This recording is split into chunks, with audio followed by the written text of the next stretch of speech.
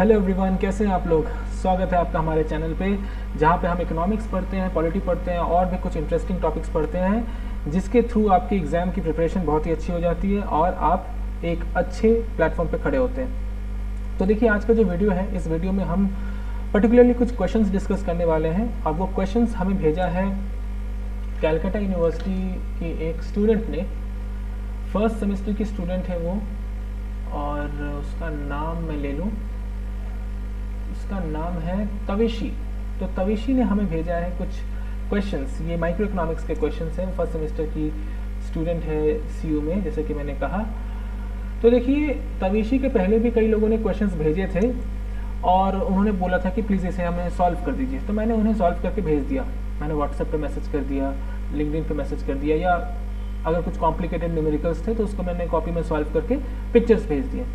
पर मुझे लगा कि जब ऐसे डाउट्स आ रहे हैं और अगर डाउट्स थोड़ा कॉम्प्लिकेटेड है, यानी कि सॉल्यूशन टाइप ऑफ क्वेश्चंस अगर हैं, अगर फैक्चुअल क्वेश्चन है तब तो मैं वो व्हाट्सएप पे ऐसे ही बता देता हूँ, लेकिन अगर सोल्यूशन है उसमें तो it's better to create a video, a YouTube video, जिसके थ्रू हम सभी स्टूडेंट्स को ये सोल्यूशन दे पाएंगे। क्योंकि देखिए, ऐसा होता है कि कुछ स्टूडेंट्स होते हैं जो बेझिझक अपने डाउट्स पूछ लेते हैं, पर कुछ स्टूडेंट्स होते हैं जिनके मन में डाउट्स होता है पर वो पूछ नहीं पाते। तो ये जो दो क्वेश्चंस तविशी ने भेजे हैं, ये क्वेश्चंस सिर्फ तविशी का डाउट नहीं होगा। इन क्वेश्चंस पे बाकी स्टूडेंट्स भी होंगे फर्स्ट सेमेस्टर के, चाहे वो कैलकाटा यूनिवर्सिटी हो या दिल्ली यूनिवर्सिटी हो या कोई और यूनिवर्सिटी हो, जिनको भी इस पे डाउट रहा होगा पर वो पूछ नहीं पाए, या उन्होंने मुझे मैसेज करने से पहले उनमें एक हिचकिचाहट होगी कि मैसेज करें नहीं करें। तो देखिए, इससे तो एक बात तय है कि आपको बेझिझक मैसेजेस करने हैं, कोल्ड मैसेजेस, कोल्ड ईमेल्स करते रहिए, क्योंकि you never know who will respond. जैसे कि मैंने तविशी को रिप्लाई किया, हालांकि मैंने 3-4 घंटे लिए उसको रिप्लाई करने में, मैंने मैसेज देखा नहीं था, पर जब भी मैं मैसेजेस देखता हूँ मैं कोशिश करता हूँ कि मैं रिप्लाई कर दूँ, और मैंने रिप्लाई किया तविशी को और मैंने उससे वायदा किया कि मैं ये सोल्यूशन तुम्हें दूंगा। तो आज काफ़ी दिन हो गए, मुझे आज वक्त मिला थोड़ा सा, ताकि मैं ये वीडियो बना सकूं और तविशी के डाउट्स का सोल्यूशन उसे दे सकूं। तो चलिए तुरंत डाउट्स की तरफ चलते हैं। मैं स्क्रीन शेयर करके रखा है मैंने, और ये रहे क्वेश्चन, आप देख सकते हैं। ये दो क्वेश्चन हैं तविशी के, माइक्रो इकोनॉमिक्स के हैं। पहला क्वेश्चन पूछ रहा है कि suppose a consumer spends his entire income on purchase of 2 commodities X and Y, यानी कि एक कंज्यूमर है, वो अपने इनकम का पूरा हिस्सा 2 कमोडिटी पे खर्च कर देता है, एक्स और वाई पे। ठीक है, तो चलिए इसे सॉल्व करते हैं। तो पहले क्वेश्चन को सॉल्व करना स्टार्ट कर देते हैं। तो देखिए, 2 कमोडिटी है एक्स और वाई, ठीक है। अब पूरा इनकम, वो कंज्यूमर जो है, इस कंज्यूमर का नाम मान लेते हैं तविशी, तो इसको हिस की जगह हर करना पड़ेगा। तो तविशी मान लीजिए एक्स और वाई 2 ही कमोडिटी यूज करती है और अपना पूरा इनकम उस पर खर्च कर देती है। तो अगर 2 कमोडिटी है तो हर कमोडिटी का एक प्राइस होगा, यानी पी एक्स और पी वाई। एक्स का प्राइस पी एक्स और वाई का प्राइस पी वाई, ठीक है। अब तविशी के पास जो इनकम है वो मान लीजिए है एम, और अगर कोई इंसान अपना पूरा पैसा पर्टिकुलर कंजम्पशन में खर्च कर रहा है तो उसकी इक्वेशन कुछ इस तरह से हम लिखेंगे। ये चीज़ आप लोग को पता होनी चाहिए। m equals to P X times X plus P Y times Y, यानी कि कितना x कंज्यूम किया आपने और हर x का प्राइस कितना था, कितना y कंज्यूम किया आपने और हर y का प्राइस कितना था। इन दोनों को ऐड करेंगे तो आपकी टोटल इनकम आ जाएगी, क्योंकि आपने सब कुछ जो है वो खर्च कर दिया है, पूर्ण खर्च आपका है।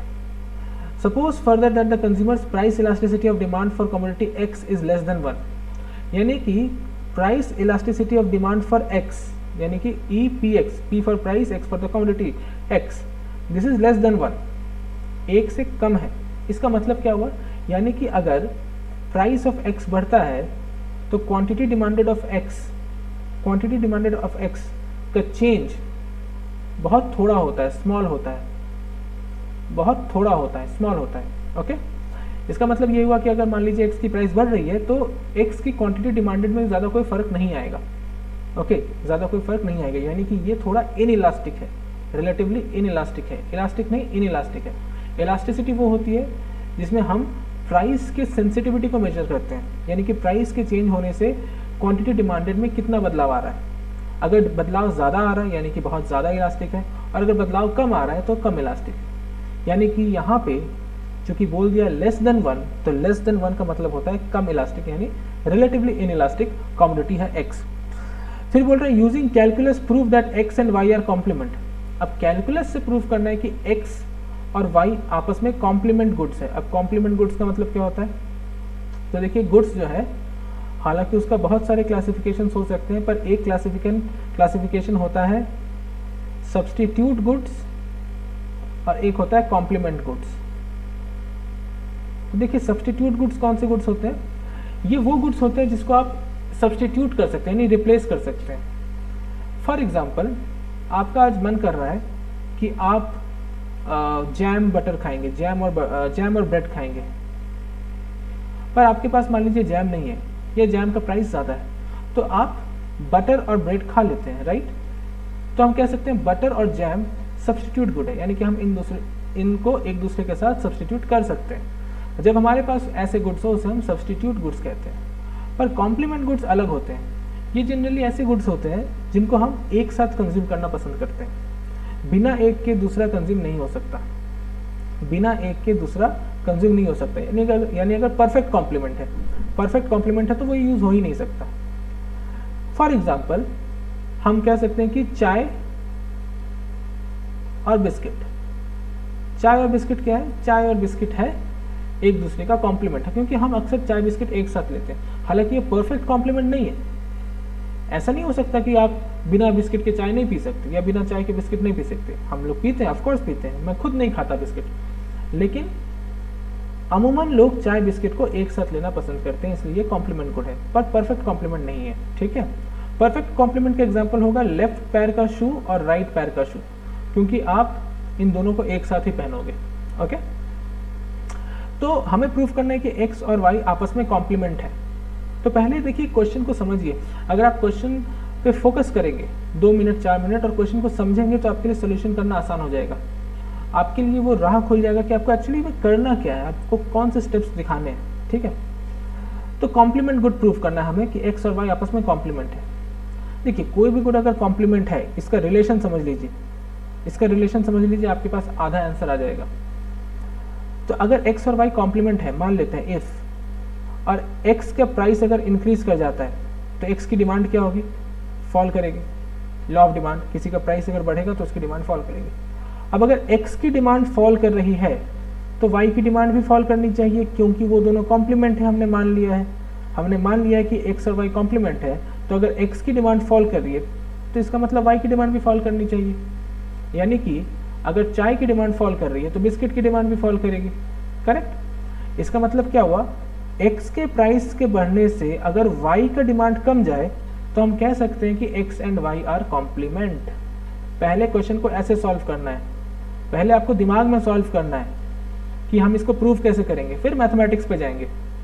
तो अगर आप ये दिखा सकते हैं मैथमेटिकली कि प्राइस ऑफ x बढ़ने से किस तरह से y फॉल कर रहा है या कर भी रहा है कि नहीं, तो हम कह सकते हैं वो दोनों कॉम्प्लीमेंट है। यानी कि हम इन दोनों का क्रॉस प्राइस इलास्टिसिटी निकाल सकते हैं। अगर हमने क्रॉस प्राइस इलास्टिसिटी निकाल ली और क्रॉस प्राइस इलास्टिसिटी अगर लेस देन 1 आया या नेगेटिव आया, क्रॉस प्राइस इलास्टिसिटी अगर नेगेटिव आया, not even less than 1, negative, तो हम कह सकते हैं कि x और y कॉम्प्लीमेंट है। नेगेटिव क्यों? क्योंकि क्रॉस प्राइस इलास्टिसिटी का मतलब क्या होता है कि अगर प्राइस ऑफ x में कोई चेंज हुआ, एज अ रिजल्ट y का चेंज अगर नेगेटिव है, y एकदम कम गया, x के प्राइस के बढ़ने से y का डिमांड बिल्कुल कम गया, तो नेगेटिव हो गया। तो अगर ये चीज हम प्रूव कर सकते हैं तो हम कह पाएंगे कि x और y आपस में कॉम्प्लीमेंट है। मैं उम्मीद करता हूं तविशी आपको ये समझ में आ चुका होगा और जो बाकी व्यूअर्स हैं उनको भी समझ में आया होगा। ठीक है, तो अभी हम इसको प्रूव कर देंगे। ओके, तो चलिए इसको प्रूव करते हैं। तो अब आएंगे मैथमेटिक्स पे। तो देखिए अगर आपको थ्योरी क्लियर है तो आप मैथमेटिक्स तो कर ही लोगे, आपको बेसिक मैथमेटिक्स के टूल्स पता होने चाहिए। Mathematics is nothing but about tools. Okay, विशेष रूप से अगर आप इकोनॉमिक्स में मैथमेटिक्स लगा रहे हैं तो चलिए इक्वेशन लिख लेते हैं। ये इक्वेशन लिख डाला हमने। अब इसे हम डिफरेंशिएट करेंगे किसके रेस्पेक्ट में? प्राइस के रेस्पेक्ट में, क्योंकि हम प्राइस ऑफ x के रेस्पेक्ट में। हम x के प्राइस के चेंज की वजह से y में क्या चेंज आ रहा है वो देखना चाहते हैं, हम क्रॉस प्राइस इलास्टिसिटी देखना चाहते हैं। So we will differentiate with respect to px, differentiate with respect to px। तो अगर आप डिफरेंशिएट करोगे तो m तो कांस्टेंट होता है क्योंकि वो इनकम है, income is constant in the short run. Of course हम ये मान के चलते हैं, m बार लिखते हैं, तो 0। यहाँ पे क्या होगा, तो देखिए px जो है इसको uv रूल से डिफरेंशिएट करेंगे। मैं उम्मीद करता हूँ आपको uv रूल पता होगा कि uv रूल क्या होता है। u कांस्टेंट, v का डेरिवेटिव, फिर v कांस्टेंट, u का डेरिवेटिव मान लेते हैं अगर x के रेस्पेक्ट में कर रहे हैं तो, ठीक है। तो यहाँ पे वही करेंगे हम, px कांस्टेंट, x का derivative will be dx by dpx, और फिर यहाँ पे x इज कांस्टेंट और px का डेरिवेटिव। तो px को अगर px के रेस्पेक्ट में डिफरेंशिएट करेंगे तो 1 होगा, तो इसलिए यहाँ पे मैं 1 लिख रहा हूँ सिर्फ। या अगर आप इसको नहीं भी लिखते हो तो भी चलेगा, मैं तो नहीं लिखता हूँ, ठीक है, पर समझाने के लिए बोलना पड़ता है। अब py इंटू वाई, तो इसको भी uv रूल से करेंगे। तो पहले py constant, dy by dpx, और फिर py को हमने हाँ अब y को कांस्टेंट रखेंगे, dpy dpx, ठीक है। ये अब देखिए 0 equal to px dx dpx plus x plus py dy dpx। अब देखिए ये चीज़ हमारे लिए इंपॉर्टेंट है, dy dpx, this is an important thing for us, क्योंकि यही हमारा क्या है, क्रॉस प्राइस इलास्टिसिटी है। यही हमारे लिए क्रॉस प्राइस इलास्टिसिटी है। कैसे कि प्राइस ऑफ x के चेंज होने से y में क्या चेंज हुआ, बस यही हुआ cross price elasticity, okay. Plus y into dpy by dpx, it will B 0, dpy by dpx will be 0, y, क्योंकि देखिए जो कंज्यूमर है, consumer is spending entire income, right, consumer is spending entire income, ऐसा question में कह दिया गया है। अगर हम अपने एंटायर इनकम को स्पेंड कर देंगे तो क्या होगा, सोच के देखिए। अगर हम अपने एंटायर इनकम को स्पेंड कर देंगे तो हमारा बजट जो है वो टाइट हो जाएगा, हम बिल्कुल बजट लाइन के बाउंड्री पे है, यानी कि बिल्कुल इस पॉइंट पे है, बिल्कुल इस बाउंड्री पे है, ठीक है, इस पे। और जब आप बाउंड्री पे है, इसका मतलब क्या है, change in px by change in py कुछ नहीं हो रहा है, dpx बाई dpy मतलब क्या है कि x के प्राइस में चेंज होने से y का प्राइस कैसा चेंज हो रहा है। तो अगर आप बाइंडिंग है, आपकी बजट अगर बाइंडिंग है तो dpy बाई dpx तो 0 ही होगा, okay, because this is nothing but the slope px by py, and if slope is constant, if slope is constant then their derivative will also be constant, will also be 0। Straight line का slope constant है, slope is px by py, इसको आप differentiate करोगे तो 0 ही होगा, constant का derivative is 0, okay. तो अब सॉल्व करते हैं, 0 equal to px dx dpx plus x plus py dy dpx plus 0। अब मैं py dy dpx को एक तरफ रखूंगा और बाकी सब कुछ को मैं ऑपोजिट साइड में ले जाऊंगा,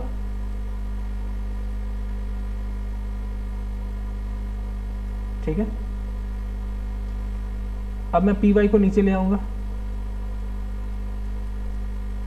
तो px से इसके नीचे ले आया py, इसके नीचे ले आया py। अब आप देख सकते हो ये हमारा क्रॉस प्राइस इलास्टिसिटी है, हमें यही कैलकुलेट करना है, cross price elasticity, cross price elasticity. और देखिए ये क्या है, this is nothing but the price elasticity of x which is less than 1, which is less than 1, less than 1 यानी क्या, लेस देन 1 यानी पॉजिटिव, 1 से कम है तो पॉजिटिव होगा, 0 पॉइंट समथिंग। तो this entire thing is positive because this is positive, px is positive, py is positive, price का भी नेगेटिव नहीं हो सकता, x is a quantity, this is also positive, py is a price, this is also positive, so everything here is positive, but we have a negative sign, it means this entire thing is itself negative, and if it is itself negative, it means what, हमने ऊपर क्या कहा था कि अगर हमारा cross price elasticity negative आए, negative, तो हम कह सकते हैं कि x and y are complement, x and y are complement, therefore x and y are complement. क्यों? क्योंकि y की जो क्रॉस प्राइस इलास्टिसिटी है वो नेगेटिव है, x के प्राइस बढ़ने से y का प्राइस कम, y का क्वांटिटी डिमांडेड कम जाता है, और x के प्राइस बढ़ने से x का क्वांटिटी डिमांडेड भी कम रहा है, तो x भी कम रहा है, y भी कम रहा है, दोनों कम रहे हैं, यानी कॉम्प्लीमेंट बोथ हैं, हेंस प्रूव्ड। कैसा लगा तवेशी? आप प्लीज कमेंट करके बताएं कि आपको ये सोल्यूशन कैसा लगा और इनसाइट्स कैसे लगे। क्वेश्चन को हमने डीकोड जिस तरह से किया, उसके बाद हमने सोल्यूशन किस तरह से किया, ये चीज़ आप हमें ज़रूर बताएं, क्योंकि क्वेश्चन को सॉल्व करना सिर्फ इंपॉर्टेंट नहीं है, कैसे सॉल्व करें, हमारा मेथोडोलॉजी क्या है वो बहुत इंपॉर्टेंट है। अगर आपको मेथोडोलॉजी समझ में आ जाएगा तो आप एग्जाम हॉल में बैठ के कोई अनसीन क्वेश्चन को भी सॉल्व कर सकते हैं, और मेरी ऑब्जेक्टिव वही रहती है, ठीक है। इसलिए मेरी वीडियोस थोड़े बड़े बनते हैं, क्योंकि मैं सॉल्यूशन में डिटेल एक्सप्लेनेशन बहुत ज़्यादा करता हूँ। ओके, अब आते हैं दूसरे क्वेश्चन में, द यूटिलिटी फंक्शन। अच्छा, ये जो टॉपिक है ये एक्चुअली लैग्रेंजियन का टॉपिक है, और मैं अभी लैग्रेंजियन पे एक वीडियो बनाने ही वाला था आप लोगों के लिए, पर उससे पहले तविश ने क्वेश्चन दे दिया। देखिए, utility function of a consumer is expressed as u equal to this, the budget at his disposal is 10,000, obtain the consumer's demand equation of two goods and hence determine the equilibrium basket when price of the two goods is 50 and 20. Also draw, तो draw भी करना है, तो चलिए इसको समझते हैं question को। देखिए, एक कंज्यूमर है, उसका यूटिलिटी फंक्शन दिया हुआ है 1000 x to the power 1/3 y to the power 2/3। उस इंसान के पास जो मनी है वो है 10,000, x का प्राइस दे दिया है 50 रुपये, y का प्राइस दे दिया है 20 रुपये। हमें कंज्यूमर इक्विलिब्रियम बास्केट निकालना है। बहुत लोग गलती क्या करेंगे, यहीं से सीधा लैग्रेंजियन लगाएंगे, डायरेक्ट वैल्यूज बैठाएंगे, पर ऐसा नहीं करना है। आप क्वेश्चन को एक बार पढ़ो, यही कैच है क्वेश्चन का। Obtain the consumers demand equation, demand equation भी निकालने बोला है, और उसके बाद इक्विलिब्रियम बास्केट निकालने बोला है। यानी जो डिमांड इक्वेशन हमें मिलेगा एक्स का और वाई का, उस डिमांड इक्वेशन से हमें बास्केट गुड्स निकालना है, ओके, इक्विलिब्रियम बास्केट निकालना है। तो ये छोटी छोटी चीज़ें जो होती है ना, ये आपको एग्जाम हॉल में परेशान करती है। मैं उम्मीद कर रहा हूँ तभी से आपको समझ में आ रहा होगा। तो देखिए, पहले हम डिमांड फंक्शन निकालना सीखते हैं कि डिमांड फंक्शन कैसे निकालते हैं यूटिलिटी से। तो इसके लिए हम लैग्रेंजियन लगाते हैं। लैग्रेंजियन में क्या है, हमारा जो यूटिलिटी फंक्शन है वो रहता है, और शैडो प्राइस लैम्डा के साथ हम कॉन्स्ट्रेंट को माइनस कर देते हैं। अच्छा, ये स्मॉल एक्स है ना यहाँ पे, तो अगर स्मॉल एक्स है तो आपको यहाँ पे स्मॉल एक्स ही लिखना है। इन सब चीज़ों का ख्याल अच्छे से रखना चाहिए, क्योंकि अगर आप ऑब्जेक्टिव एग्जाम दे रहे हो तब तो ठीक है, लेकिन आप अगर सब्जेक्टिव एग्जाम दे रहे हो तो आप फंस जाओगे। आप कॉम्पिटिटिव एग्जाम भी अगर देते हो, जैसे मान लीजिए आप इंडियन स्टैटिस्टिकल इंस्टीट्यूट का एंट्रेंस एग्जाम अगर दोगे मास्टर्स के लिए, तो वहाँ सब्जेक्टिव पेपर होता है, तो वहाँ पे आप फंस जाओगे, ठीक है। तो पहले इसको हम लोग सॉल्व करते हैं। मैं उम्मीद करता हूँ लैग्रेंजियन सेट करना सबको आता होगा। अगर नहीं आता है आपको लैग्रेंजियन सेट करना, लैग्रेंजियन के बारे में आइडिया नहीं है, तो आप थोड़ा वेट कर जाओ। मैं अभी लैग्रेंजियन पे एक वीडियो बनाने वाला हूँ। मेरे पाइपलाइन में कुछ वीडियोस हैं। अभी डेवलपमेंट इकोनॉमिक्स पे मेरा थोड़ा फोकस है, पब्लिक फाइनेंस पे थोड़ा फोकस है, पर मैं अब आऊँगा लैग्रेंजियन के साथ, ओके। तो आप प्लीज़ वेट करो और सब्सक्राइब करके बेल आइकन हिट कर दो, ताकि आपको पता चले। कभी कभी मैं बीच में प्रमोट कर देता हूँ, ठीक है। तो देखिए, डिफ्रेंशिएट करते हैं इसको, partial derivative with respect to X करेंगे, ठीक है। तो जब x करेंगे तो क्या होगा, तो अच्छा, मैं पहले यूटिलिटी की वैल्यू लिख दो, यूटिलिटी का वैल्यू लिख सकते हैं, ठीक है। तो n इक्वल टू यूटिलिटी की जगह क्या लिख सकते हैं, 1000 x to the power 1/3 y to the power 2/3 plus lambda m minus P X minus P Y. अब इसको डिफ्रेंशिएट करते हैं पहले विथ रिस्पेक्ट टू x। तो क्या होगा, देखिए ये सब मल्टीप्लाई फॉर्म में, ठीक है। तो x पे डिफ्रेंशिएट कर रहे हैं, तो x का जो पावर है वो बाहर आएगा, ये 1000 एज इट इज रहेगा। x के पावर पे 1 माइनस करेंगे, तो 1/3 माइनस 1 करेंगे तो माइनस 2/3 आएगा। तो पावर पे आ गया माइनस 2/3, y पे 2/3 ही रहेगा, ओके। प्लस, अब देखिए प्लस लैम्डा m तो कांस्टेंट है, तो डेरिवेट नहीं होगा। पार्शियल डेरिवेटिव कर रहे हैं x के टर्म में, इसलिए y डेरिवेट नहीं होगा।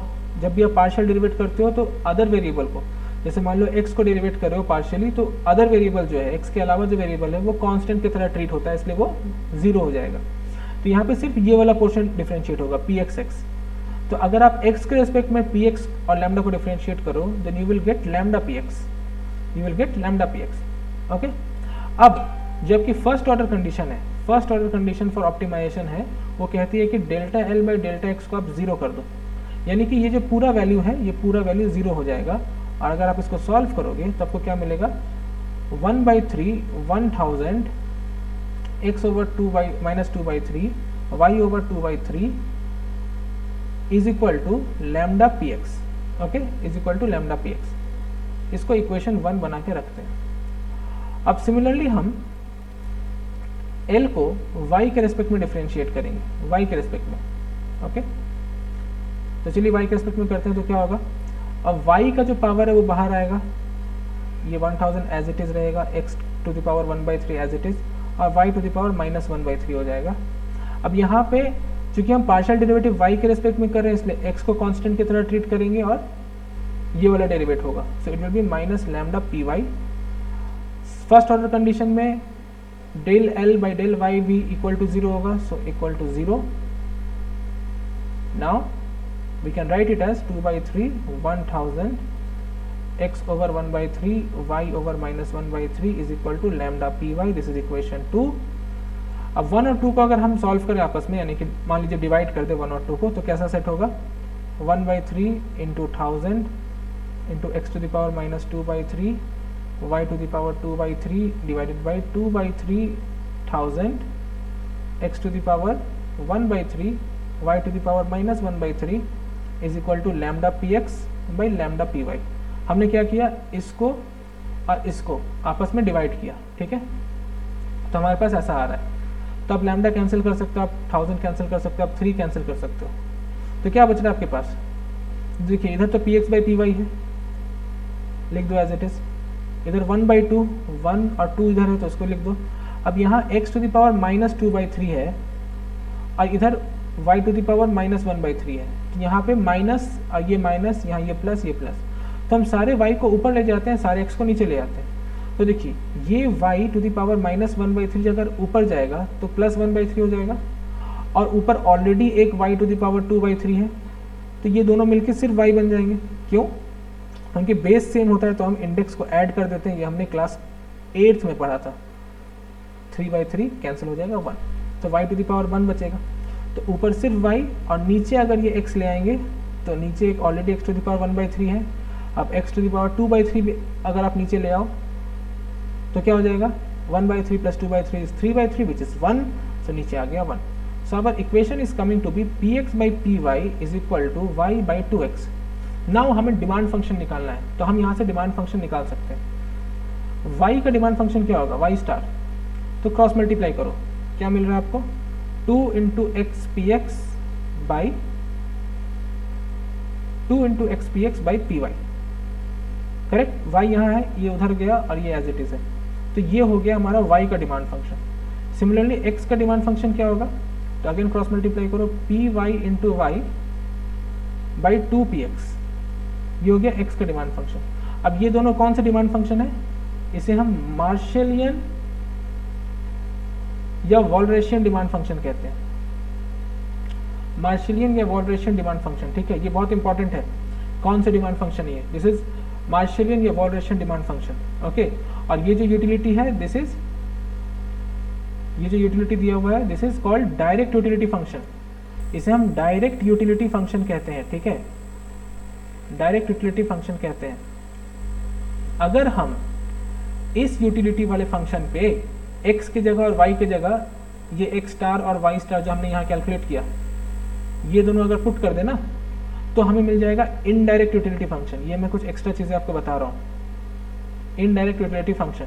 तो अगर आप डायरेक्ट यूटिलिटी फंक्शन में अगर आप x स्टार और y स्टार डाल देते हो तो आप इनडायरेक्ट यूटिलिटी फंक्शन में जाते हो। ये मार्शलियन या वॉलरेशियन डिमांड फंक्शन है। इसके अलावा एक हिक्सियन डिमांड फंक्शन भी होता है, हिक्सियन डिमांड फंक्शन भी होता है, पर वो हम एक्सपेंडिचर फंक्शन से निकालते हैं।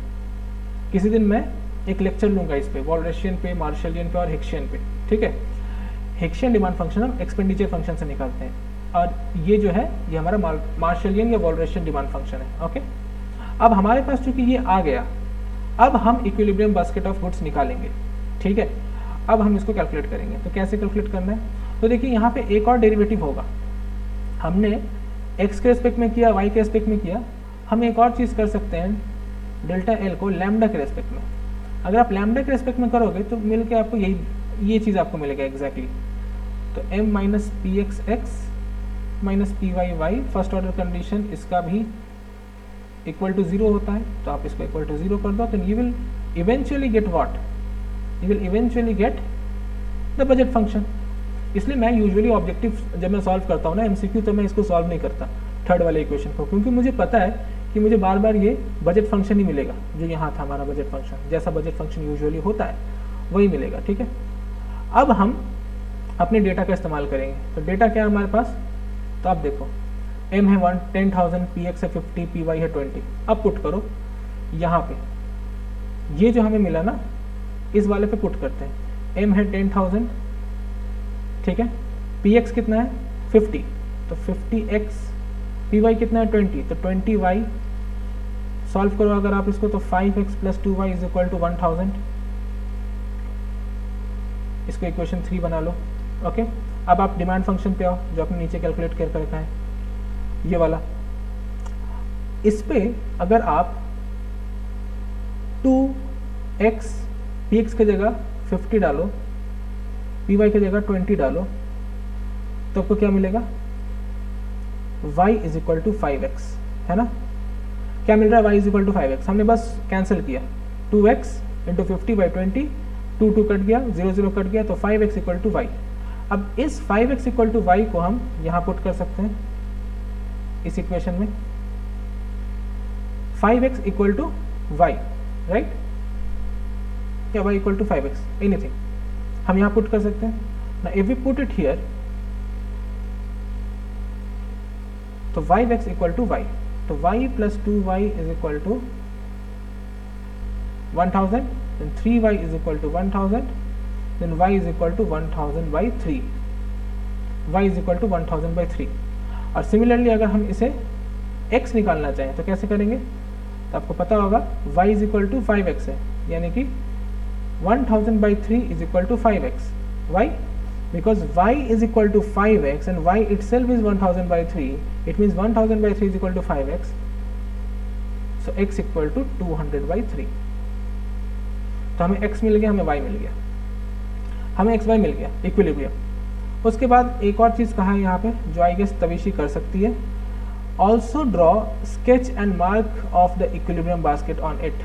Also draw sketch and mark of the equilibrium basket on it, यानी कि हमें इसका एक डायग्राम बनाना है और उस डायग्राम में हमें ये दोनों पॉइंट्स को प्लॉट करने हैं। तो डायग्राम बनाना तो आसान है, कैसे बनाओगे आप डायग्राम, तो उसके लिए आपके पास एक इंडिफरेंस कर्व होना चाहिए, एक बजट लाइन होनी चाहिए, और बजट लाइन आपका जहाँ पे टेंजेंट कर रहा है,